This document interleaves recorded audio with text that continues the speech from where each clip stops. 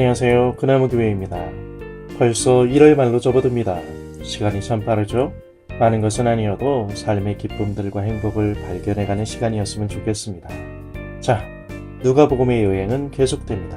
출발합니다.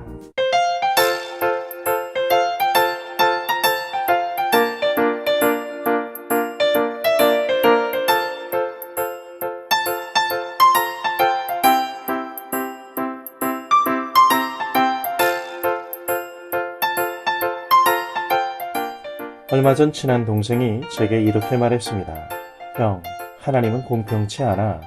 앞뒤의 문맥을 다 무시하고 이 말만 가지고 믿음이 약하군 라고 성급한 결론을 내리기엔 공평치 못하다는 그 후배의 말에 담긴 함의의 무게는 결코 가볍지 않은 것이었습니다. 누적된 불만의 표출이라기보단 하나님의 일하심에 대한 비약적인 동의라고 말하는 것이 더 적절할 것 같습니다. 이와는 결이 다른 또 하나의 공평치 못하다는 표현인 That's not fair는 하나님의 일하심에 대한 인간의 지칠 줄 모르는 반문일 것입니다. 아니, 하나님은 왜 그렇게 일하시지?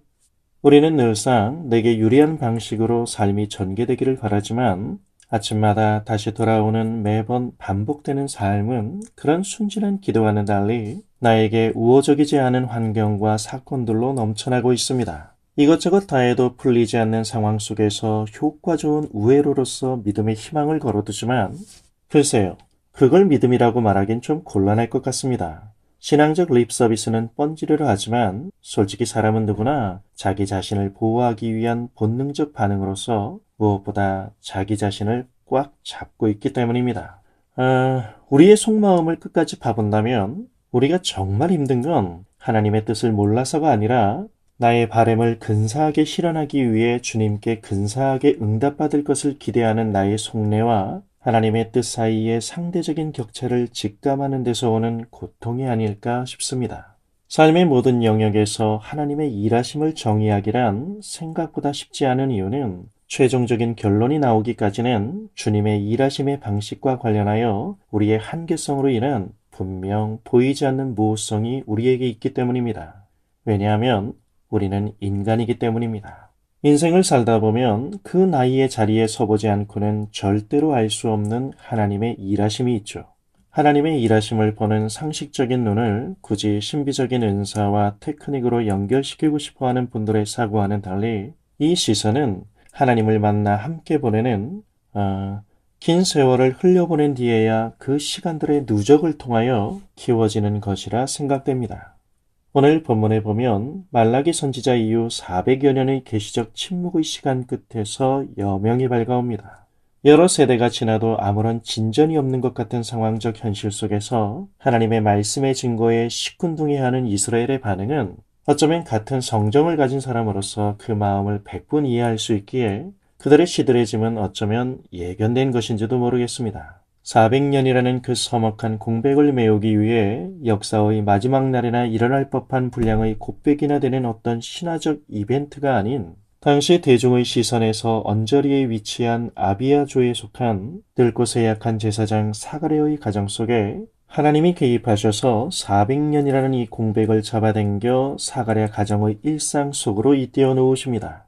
유독 역사의 짙은 그림자가 드리워진 이 긴 시간의 공백이 아직도 아이가 없다는 사가랴와 엘리사벳의 상심의 원인과 맞물려 현실에 태어난 사람이 침례 요한입니다.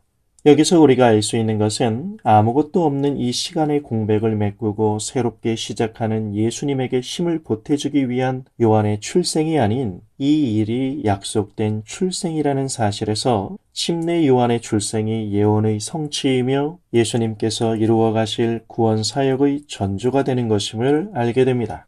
더디게 흐르는 그 시간의 공백이 어떻게 밝아오는 여명으로 어울릴 수 있는지의 키워드는 바로 하나님의 일하심입니다.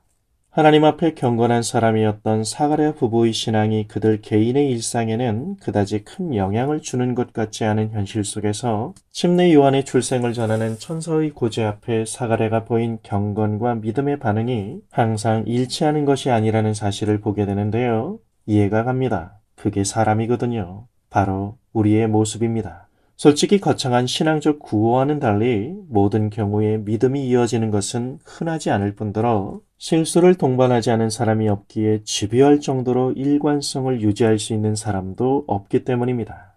하나님은 전능하신 분이시죠. 안 되는 모든 이유가 그분 앞에서는 힘을 잃는 것도 사실입니다. 하지만 하나님의 역사가 다 기적적인 것은 아닙니다. 우리의 내면의 민낯이 감추지 않고 모두 다 그대로 드러나는 희노애락이겠죠? 직면하는 딜레마와 착잡한 마음을 금할 수 없는 환경의 토양 속에서 하나님은 자신의 일하심에 대해서 우리에게 직접 코멘트하십니다. 단지 우리가 한 사람의 브랜드로서의 가치가 아닌 우리의 인생 전부가 무엇을 위해 부름받고 동원되고 있는지를 깨닫게 하시는 것입니다. 그러므로 우리가 아무리 하나님 앞에서 재롱을 떨어도 우리가 원하는 대로 무조건 되지 않는 이유는 하나님은 그분의 목적을 위해 우리의 얄팍한 욕망과 결코 타협하지 않으시기 때문입니다. 경건의 미소 뒤에 용이 주도하게 억제된 우리의 진심을 드러내시고 주님의 만지심 속에서 하나님의 마음이 비로소 우리 안에 심겨지고 싹트고 그리고 자랄 수 있도록 하나님은 일하시는 것입니다. 이러한 변화 속에서 우리가 인과율이나 우연이 아닌 하나님의 목적의 궤적 안에 내 자신이 우리가 있음을 보게 되는 것입니다. 우리의 진정한 힘은 하나님의 열심입니다. 그러므로 하나님이 당신을 향한 모드는 당신의 힘을 빼는 것입니다. 그것이 바로 은혜입니다. 네, 오늘은 여기까지입니다. 여러분 이번 주도 주님 안에서 행복하세요. 감사합니다.